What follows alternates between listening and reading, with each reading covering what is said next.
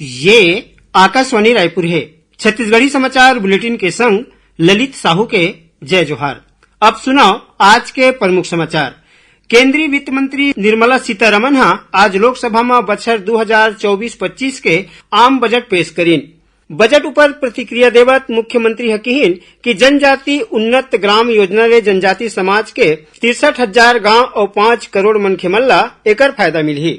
और छत्तीसगढ़ विधानसभा के मानसून सत्र के दूसरे दिन आज सदन में जल जीवन मिशन में कथित गड़बड़ी के संगे संग नकली खातू बीजा और बिजली कटौती के मुद्दा ला जोर शोर ले उठाए गिस। अब समाचार विस्तार ले। केंद्रीय वित्त मंत्री निर्मला सीतारमण आज लोकसभा में बछर 2024-25 के आम बजट पेश करीन। यह नरेंद्र मोदी सरकार के तीसरिया कार्यकाल के पहली बजट हरय। श्रीमती सीतारमण 7वां घाव बजट पेश करीन। वित्त मंत्री व्यक्तिगत आयकर राशि के संबंध में नवा कर व्यवस्था के विकल्प चुनिया मन बर 2 ठन घोषणा करीन। वेतनभोगी कर्मचारी मन बर स्टैंडर्ड डिडक्शन यानी मानक कटौती ला 50,000 रूपया ले बढ़ा के 75,000 रूपया करे के प्रावधान करे गे हे। पेंशन भोगी मन बर पारिवारिक पेंशन में कटौती ला 15,000 ले बढ़ा के 25,000 रूपया करे के प्रस्ताव बजट में करे गे हे। ये नवा कर व्यवस्था ले करीबन 4 करोड़ वेतन भोगी और पेंशन भोगी मन ला फायदा मिलही। नवा कर व्यवस्था में कर राशि संरचना में घलो संशोधन करे गे हे।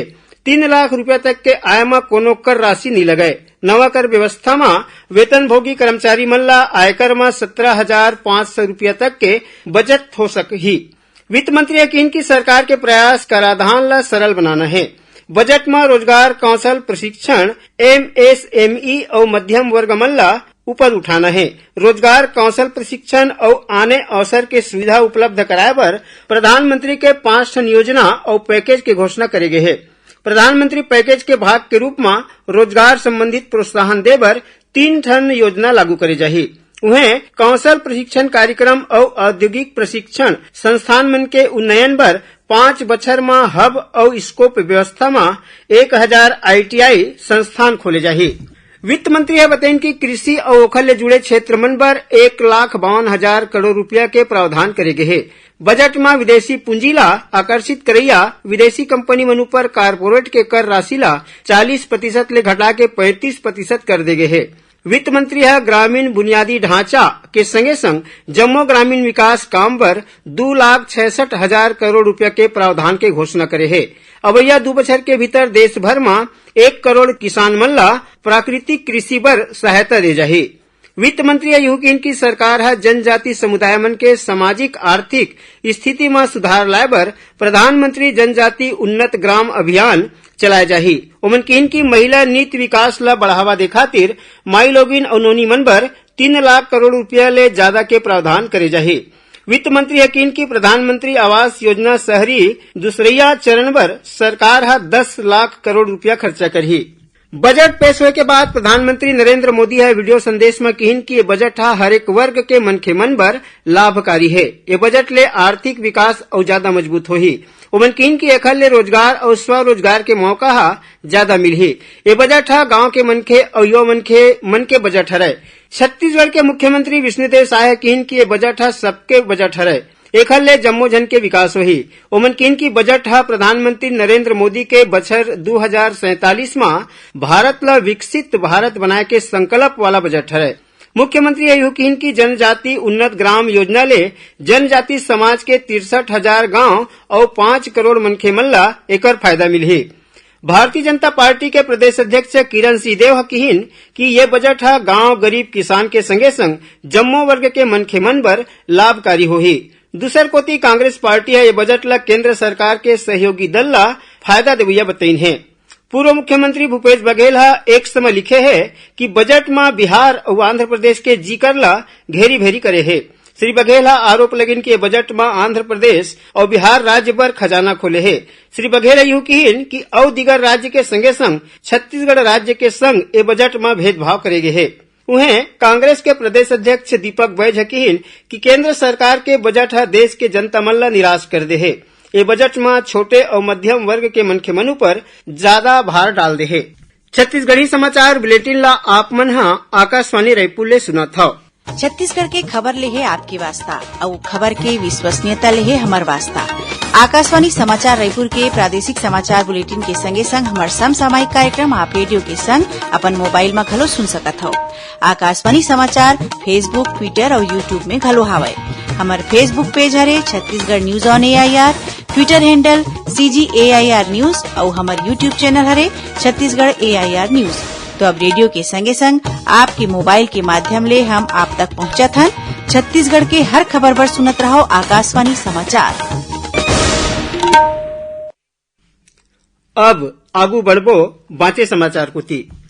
छत्तीसगढ़ विधानसभा के मानसून सत्र के दूसरे दिन आज सदन में जल जीवन मिशन में कथित गड़बड़ी के संगे संग नकली खातू बीजा और बिजली कटौती के मुद्दा ला जोर शोर ले उठाए गिस। शून्यकाल के दौरान प्रमुख विपक्षी दल कांग्रेस के विधायक मंडहाल ले राज्य में नकली खातू बीजा, बिजली कटौती और खातू बीजा के कमी के मुद्दा ला उठावत स्थगन प्रस्ताव लाए गिस। पूर्व मुख्यमंत्री भूपेश बघेल और दीगर विधायक मन आरोप लगाइन है कि राज्य में नकली खातू बीजा के बिक्री होवत है, वहीं किसान मन बिजली कटौती के समस्या ले जूझत है। जवाब में कृषि मंत्री रामविचार नेताम विपक्ष के जम्मो आरोप ला गलत बताइन। पक्ष और विपक्ष में बहस होए के बीच विधानसभा अध्यक्ष डॉक्टर रमन सिंह स्थगन प्रस्ताव ला आग्रह कर दिन। एक बाद कांग्रेस के विधायक मन गर्भगृह के भीतर जाके नाराबाजी करीन। गर्भगृह में जाए के बाद कांग्रेस के जम्मो जन विधायक मन स्वयं निलंबित हो गए। उन्हें प्रश्नकाल में भाजपा विधायक धर्मलाल कौशिक जल जीवन मिशन के मुद्दा उठावत कहिन कि उखर विधानसभा क्षेत्र बिल्हा में 10% काम हो है। जवाब में मंत्री अरुण साव बताइन कि राज्य में कुल 883 टन संस्था मन ला पंजीकृत करे गए है। गड़बड़ी पाए के बाद 79 टन संस्था मन के पंजीयन ला रद्द कर दे गए है। उन्हें काम में लापरवाही करैया 9 जिन अधिकारी और कर्मचारी मन ला निलंबित घलो कर दे गए है। और मन कीन की जल जीवन मिशन के काम में जिहा भी गड़बड़ी पाए जाही उखर मन के खिलाफ कड़ा कार्रवाई करे जाही। सुप्रीम कोर्ट आज पेपर लीक और कदाचार के आधार में नीट यूजी 2024 परीक्षा ला रद्द करेले इनकार कर दिन। मुख्य न्यायाधीश DY चंद्रचूड़, न्यायमूर्ति JP पारदीवाला और न्यायमूर्ति मनोज मिश्रा के पीठ याचिकाकर्ता मन के एक समूह में एक आदेश पारित करीन। न्यायालय की इनकी दूसरिया गांव परीक्षा के आदेश देले 23 लाख ले ज्यादा छात्र मनु पर असर पड़ी। दुर्ग जिला में पाछू 4 दिन ले होवा सरलग वर्षा के सेती शिवनाथ, तांदुला, खरखरा नदिया मन के संगे संग शिवनाथ नदिया के सहायक नदिया और नाला मन के जल स्तर में सरलग बाढ़ गए है। महमरा एनिकट में पानी 10 फीट ऊपर बहावत है। मोगरा जलाशय ले घलो 5000 क्यूसेक पानी छोड़े जाते। एक ले शिवनाथ नदिया में बाढ़ के खतरा बाढ़ गए है। नदी के तट में गांव और बस्ती मन पर हाई अलर्ट घोषित कर दे गए है। श्री रामलला दर्शन योजना के तहत दुर्ग और बस्तर संभाग के 850 श्रद्धालु मन के जत्था अयोध्या धाम पर रवाना हुईस। दुर्ग रेलवे स्टेशन में कमिश्नर सत्यनारायण राठौर स्पेशल रेलगाड़ी ला आज हरियर झंडा दिखा के रवाना करीन। बीजापुर जिला में पाछू 4-5 दिन ले होवत वर्षा के सेती नदिया नरवा मन पूरा आगे है। उन्हें कई ठिन गांव के संपर्क जिला मुख्यालय ले टूट गए है। खबर के मुताबिक उसूर और नंबी के बीच नंबी धारा नदिया में अब्बड़ पानी चलत है। इस दौरान CRPF के कोबरा बटालियन के जवान मन एक झिन नवजात शिशु और माई लोगिन ला नदिया पार करा के अस्पताल पहुंचाइन। आखिर में प्रमुख समाचार एक गांव फेर। केंद्रीय वित्त मंत्री निर्मला सीतारमन आज लोकसभा में बछर 2024-25 के आम बजट पेश करीन। बजट ऊपर प्रतिक्रिया देवत मुख्यमंत्री कहिन कि जनजाति उन्नत ग्राम योजना ले जनजाति समाज के 63,000 गांव और 5 करोड़ मनखे मन ला एकर फायदा मिलही। और छत्तीसगढ़ विधानसभा के मानसून सत्र के दूसरे दिन आज सदन में जल जीवन मिशन में कथित गड़बड़ी के संगे संग नकली खातू बीजा और बिजली कटौती के मुद्दा ला जोर शोर ले उठाए गिस। एकरे संग छत्तीसगढ़ी समाचार बुलेटिन यह सिरावत है। जय जोहार।